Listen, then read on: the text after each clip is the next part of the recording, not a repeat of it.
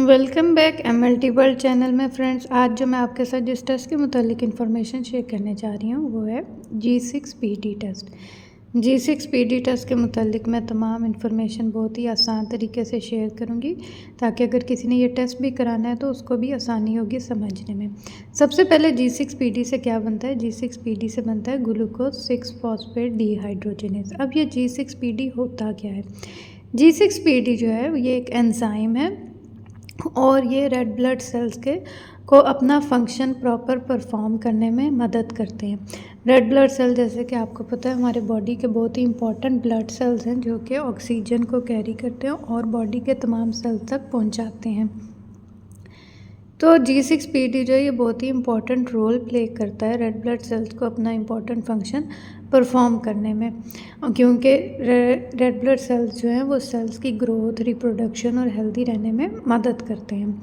अब होता क्या है कि G6PD की अगर किसी भी पेशेंट में, किसी भी पर्सन में कमी होगी तो उससे क्या होता है कि एक केमिकल होता है जिसको हम कहते हैं कि रिएक्टिव ऑक्सीजन स्पीशीज़, ये उस केमिकल से RBCs को बचाता है।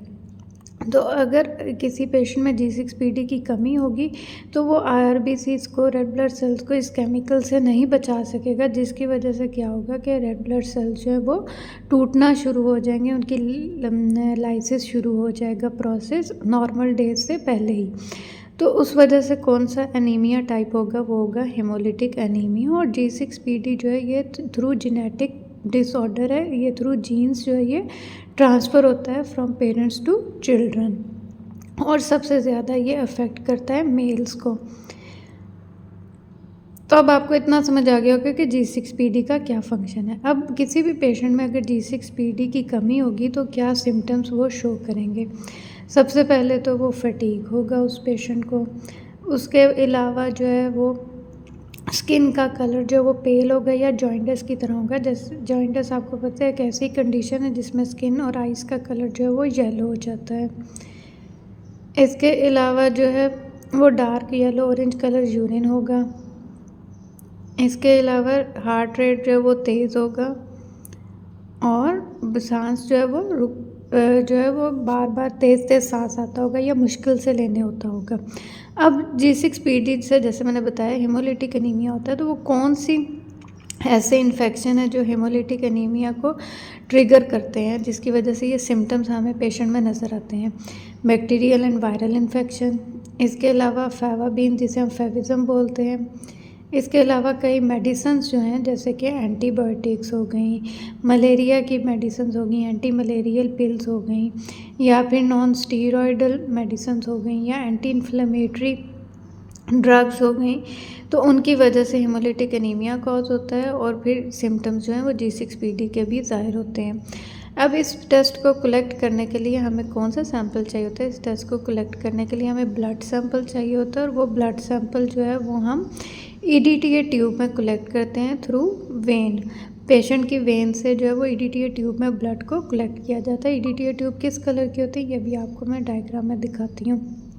इस टेस्ट का सैंपल किसी भी टाइम पे हम दे सकते हैं, इसके लिए जो है वो फास्टिंग जो है वो ज़रूरी नहीं है। और दूसरा इम्पॉर्टेंट पॉइंट जो है वो ये है कि अगर इस टेस्ट को लेने से पहले कई मेडिकेशंस जो होती हैं वो डॉक्टर बता देते हैं कि अगर आप कोई मेडिसिन ले रहे हैं तो वो आप ना लें क्योंकि वो रिज़ल्ट को अफेक्ट कर सकती हैं। अब वो कौन सी मेडिसिन्स हैं जो कि जिसे हम बोलते हैं सल्फ़ा मेडिकेशन। सल्फ़ा मेडिकेशन में कौन कौन सी मेडिसिन आ जाती हैं? उसमें आ जाती हैं anti bacterial medicine, anti fungal medicine और एंटी कन्वलेसेंट और वाटर पिल्स। तो ये तमाम मेडिसिन इस टेस्ट को करने से कुछ दिन पहले रोक लेनी होती हैं। अब रिज़ल्ट क्या होता है? G6PD की जो नॉर्मल रेंज है वो है 4.6 से 13.5 U/GHb। अगर किसी भी पेशेंट की इससे कम होगी, 4.6 से कम होगी, तो इसका मतलब है कि G6PD का लेवल कम है। फीमेल्स में क्या होता है? फीमेल्स में अगर G6PD का लेवल जो है वो नॉर्मल रेंज से थोड़ा सा कम हो, जैसे कि 3.6 या 4.0, तो सिम्टम्स अपीयर नहीं होते हैं, लेकिन वो कैरियर ज़रूर होती है, यानी कि उनकी अंदर एक नॉर्मल जीन्स होगी और एक G6PD डेफिशिएंसी की जीन्स होगी जिसकी वजह से वो ट्रांसफ़र कर सकती हैं लेकिन इनके जो अंदर होता है रेड ब्लड सेल अपना फंक्शन प्रॉपर परफॉर्म कर रहे होते हैं, जिसकी वजह से सिम्टम्स अपीयर नहीं होते हैं। जबकि मेल्स के अंदर जो है वो ज़्यादा चांस होते हैं कि मेल्स के अंदर जो है वो म्यूटेशन हो चुकी होती है जीन की, और उनके सिम्टम्स जो हैं वो अपीयर होते हैं। इसी तरह चिल्ड्रन, जो मेल चिल्ड्रन हैं, उसमें भी G6PD डेफिशिएंसी के सिम्टम्स जो हैं वो ज़्यादा जल्दी अपीयर होते हैं फीमेल्स की निस्बत। तो ये थी G6PD टेस्ट के मुतालिक इन्फॉर्मेशन कि G6PD टेस्ट क्यों करते हैं। हेमोलिटिक एनीमिया जो है G6PD डेफिशिएंसी की वजह से, जो सबसे मेन टाइप ऑफ एनीमिया होता है वो होता है हेमोलिटिक एनीमिया। अगर ये वीडियो आपको अच्छी लगे तो लाइक का बटन प्रेस करें, कमेंट में भी बताएं कि आपको वीडियो कैसी लगी, और अपने फ्रेंड्स के साथ शेयर भी कीजिए। चैनल को सब्सक्राइब करना ना भूलिएगा। Thank you so much.